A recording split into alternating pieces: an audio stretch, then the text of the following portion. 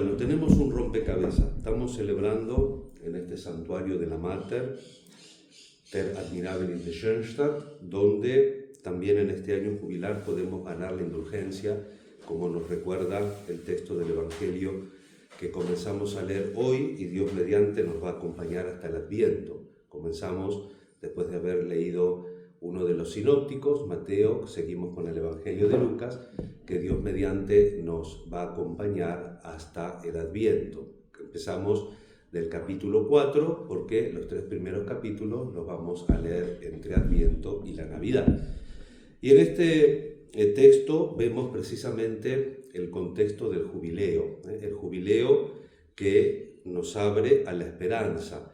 Y la esperanza más definitiva que nosotros tenemos es precisamente la que nos habla Pablo en la primera lectura a los cristianos de Tesalónica. Dice el apóstol: no queremos, hermanos, que vivan en la ignorancia acerca de los que han muerto.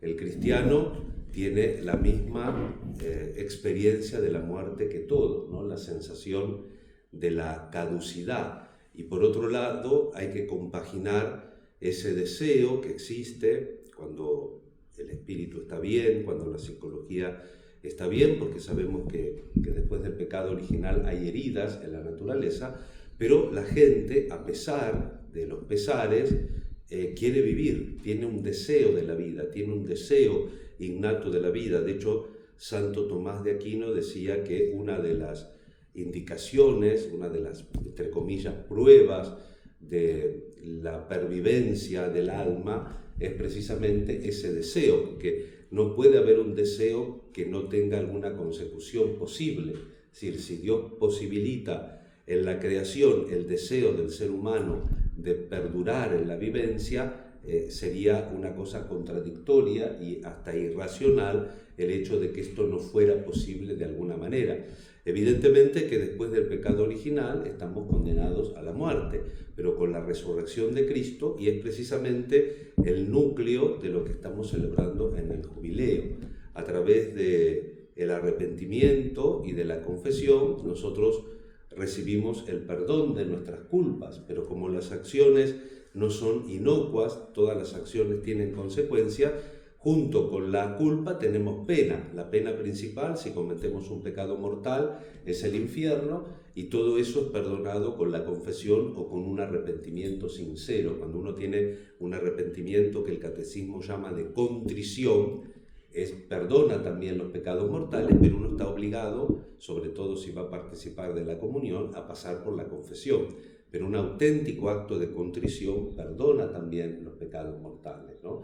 Como habitualmente también nos recuerda el Catecismo de la Iglesia, si leemos el número de la Eucaristía, el último título es Fines de la Eucaristía. Y el primer fin de la Eucaristía es el perdón de los pecados veniales. Porque recordemos que nosotros, si tenemos un pecado mortal, inmediatamente hacer un acto de contrición e inmediatamente ir a la confesión. Porque la Iglesia, el magisterio de la Iglesia aclara que es obligatoria la confesión cuanto antes, quam primum, cuando hay pecado mortal. Para los pecados veniales no se puede confesar semanal, quincenal, mensualmente, pero no hay nada estipulado. Ahora, por ejemplo, con el don de la indulgencia, normalmente se explica que con una confesión mensual uno puede ganar todas las indulgencias que uno quiera. En el caso de las indulgencias de este año santo, particularmente, como están ligadas a la recepción de la comunión como obra prescripta, además de visitar el lugar designado para ganar la indulgencia, uno puede excepcionalmente ganar 2 indulgencias en el día. ¿Por qué? Porque el derecho canónico deja comulgar 2 veces por día. La segunda vez tiene que estar dentro de la misa entera, de principio a fin.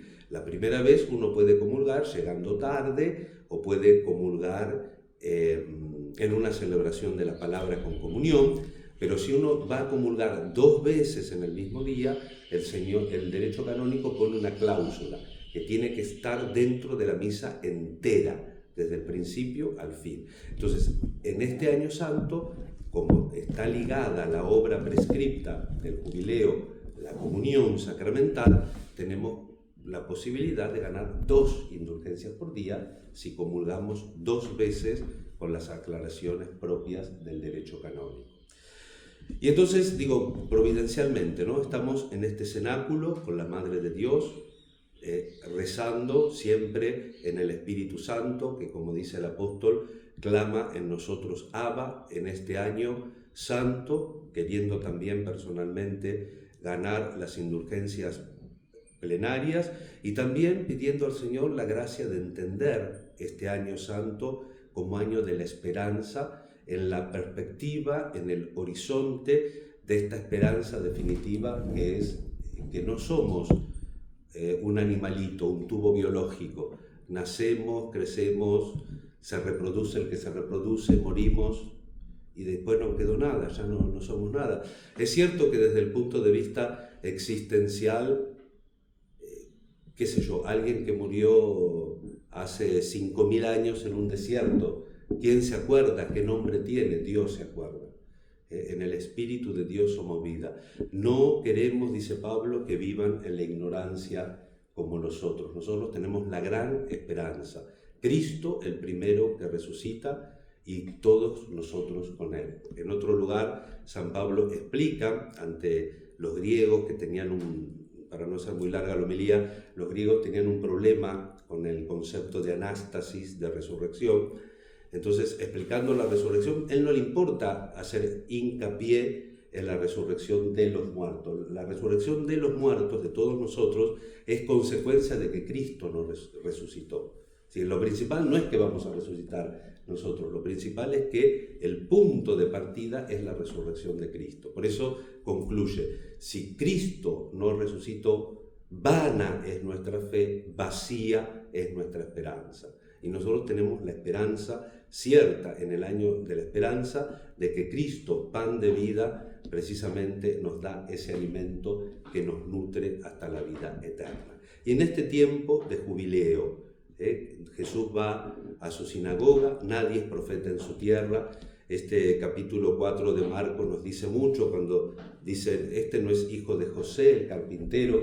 Al señalar esa profesión, nos dice que Jesús era pobre, que Jesús era un trabajador, y sin embargo Dios se manifiesta en verbo encarnado, en la pobreza de nuestra naturaleza, en un rincón del mundo, no el más poderoso, y en una profesión sencilla, con los problemas cotidianos de cada día, viene la esperanza de la salvación que nos trae la verdadera vida.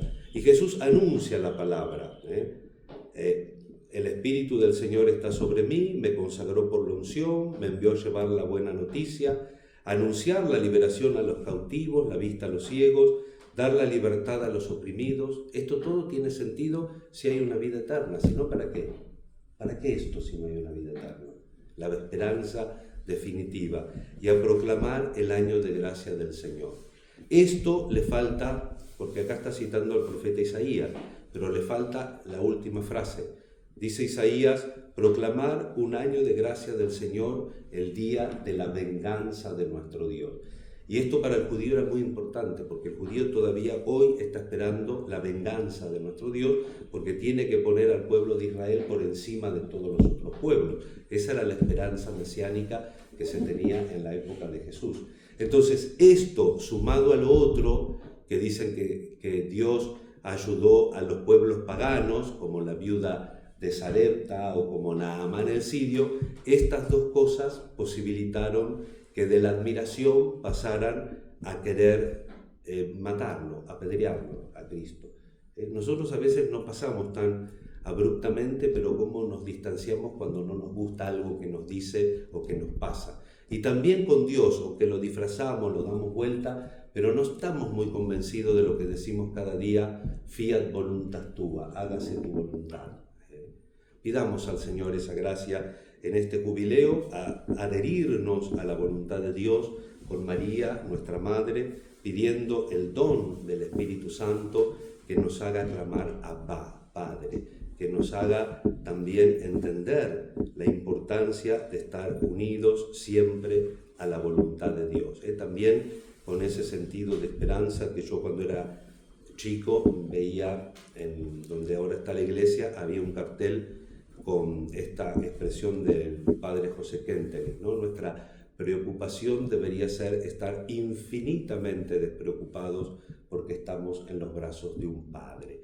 Y esa es la esperanza más grande que tenemos que tener en nuestro jubileo, en nuestra vida y en todas las cosas que nos preocupan interiormente, los temas de nuestra reflexión, de nuestra oración. ¿Vieron cuando la cabeza empieza a dar vueltas, rulos, y tratar de cortar y acordarnos? Estamos en los brazos del Padre, tenemos la verdadera esperanza, Cristo es nuestra vida y Él precisamente quiere ayudarnos a que también entendamos nuestros males desde la redención que Él nos ofrece. Porque esto que, y con esto termino, esto que omite Jesús es lo que Él hace precisamente con la cruz y la redención. ¿Por qué Jesús dice proclamar un año de gracia del Señor y no dice la venganza de nuestro Dios? Porque en la cruz Dios mismo sufre por nosotros. Él mismo, Él no se venga en el otro, Él se venga en sí mismo para abrir de par en par precisamente el infinito tesoro de su misericordia, de la cual estamos disfrutando en este año santo. Pongamos en el altar del Señor todas nuestras necesidades e intenciones y pidamos la gracia de, a pesar de todos nuestros problemas, de nuestras dificultades y preocupaciones, sepamos vivir en la esperanza.